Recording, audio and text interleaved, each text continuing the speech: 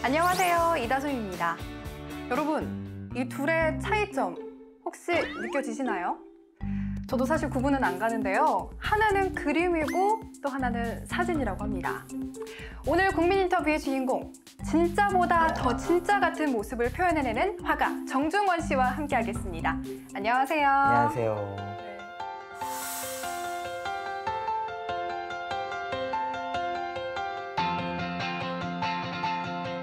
먼저 자기소개 부탁드리겠습니다. 저는 그냥 그림 그리는 화가고요. 소위 말하는 하이퍼리얼리즘이라고 하는 작품들을 생산하고 있습니다.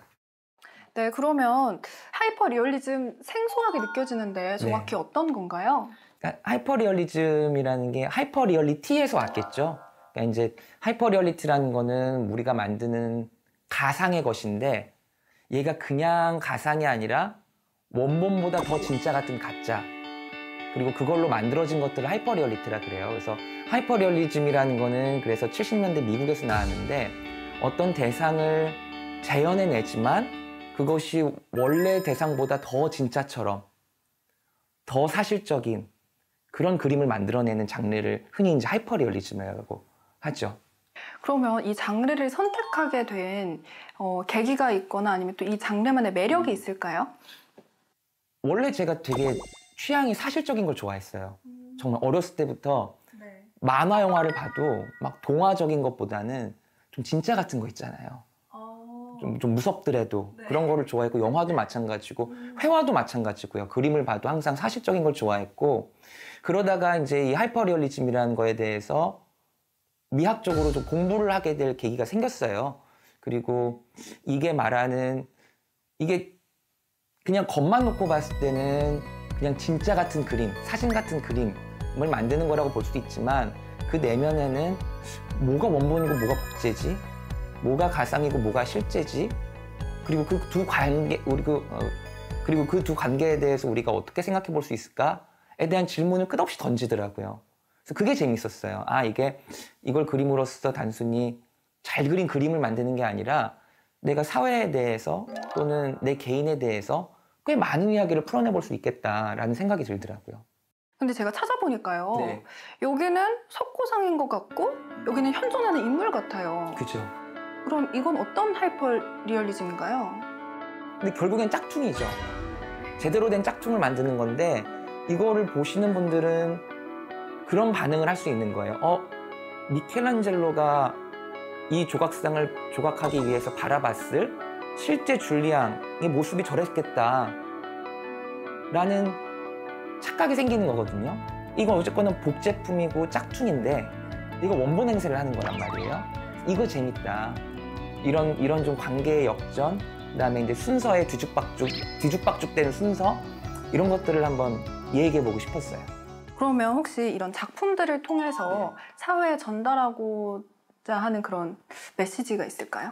그러니까 제가 이런 작업들을 했을 때 사람들이 많이 보이는 반응 중에 하나가 이런 게 있어요. 이거 잘 그린 건 알겠는데 왜 이런 복제물을 만들어요? 왜 이렇게 기계적인 복제를 하나요? 카메라가 있는데, 사진이 있는데 이거는 독창적이지 않잖아요 라는 말씀을 하세요. 그러면 저는 오히려 거기서 반문을 하는 거예요. 바로 그겁니다. 바로 그 똑같은 질문을 하는 거. 그러니까 이게 왜 이런 복제물을 만들죠? 독창적이지 않은데? 라는 질문을, 똑같은 질문을 우리 사회에 대해서, 그 다음에 내가 사회와 맺고 있는 관계에 대해서 똑같이 질문을 해보자는 거예요. 그렇다면 과연 우리의 삶은 정말 우리 삶인가? 정말 독창적인 삶인가? 누군가가 만들어 놓은 거를 그대로 복제해서 살고 있으면서 마치 그것이 나의 고유한 것인 양 착각하고 살고 있는 건 아닌가? 그 얘기를 좀 하고 싶었어요.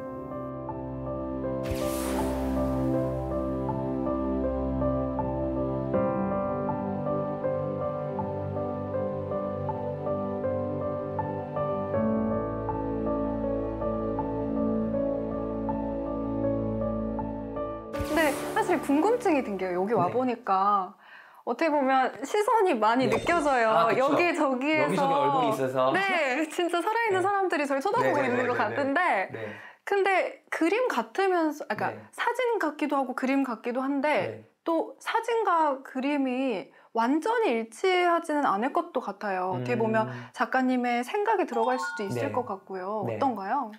뭐 제가 현재 하고 있는 작업들, 그러니까 가상의 대상의 초상화를 만드는 거, 이거는 아예 사진이 존재하지 않으니까 굉장히 뭐 큰 차이가 있다고 보고요. 그 다음에 기존에 존재하는 사진을 그대로 옮기는 작업이라고 하더라도 차이가 있죠. 그런데 그림이라는 거는 사진이라는 거는 셔터를 누를 때 그 셔터를 누르는 사람이 완벽하게 무기력하잖아요.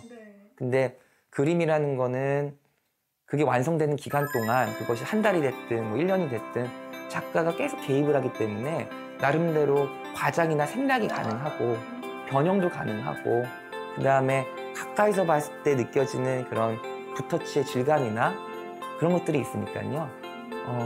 그런 차이는 있을 것 같아요. 그리고 또 SNS를 보니까 팔로워 수도 정말 많으시고 네. 또 유독 외국인 팬들이 많은 것 같아요. 네네. 인기 비결이 뭘까요? 사실 제가 하는 작업의 종류가 온라인상에서 사람들의 주목을 받기 되게 좋은 형태의 작업이에요. 그냥 예컨대 뭐 추상화나 뭐 비구상적인 작업이나 그런 것보다 이런 거는 그냥 누가 봐도 쉽게 와라고 할 수 있으니까 그런 것들이 굉장히 빠르게 공유가 되고 사람들이 소위 말하는 좋아요를 또 많이 눌러주고 그 다음에 2년 전에는 너무나 감사하게도 스페인에 있는 어떤 갤러리에서 저를 초빙을 해서 스페인 사람들을 대상으로 그림을 좀 가르쳐 줄 수 있겠느냐 한 일주일 머무면서 그때 되게 감격스러웠죠. 왜냐면은 스페인 세비야였는데 세비야가 그 위대한 벨라스케스의 고향인데 거기에 내가 가가지고 그 현지 사람들한테 그림을 가르쳐 준다는 게 굉장히 거기서 저를 마에스트로라고 불렀거든요. 그 스페인어로 약간 장인이란 뜻이잖아요. 마에스트로 이렇게 부르더라고요. 그래서 기분이 너무 좋았어요. 너무 벅찼어요. 네, 너무 좋았어요. 그러면 앞으로의 또 걸어가고 싶은 길, 또 포부 있으신가요? 저는 단순해요. 그냥 계속 그림 만드는 거. 머릿속에 갖고 있는 리스트가 이만큼이 있거든요. 제가 그리고 싶은 인물들, 그리고 싶은 형상들이 이만큼이 있는데 제가 이제 개인적인 생활도 있고 그림 하나의 작업 시간이 워낙 오래 걸리다 보니까 몇 달씩 걸리다 보니까 그게 못 따라가요. 그래서 항상 아쉬운 게 있어요. 그래서 이제 곧 새해가 되는데 매번 새해마다 다짐이 똑같아요. 올해는 더 많이 그려야지, 더 많이 그려야지, 더 많이 그려야지. 그것뿐입니다.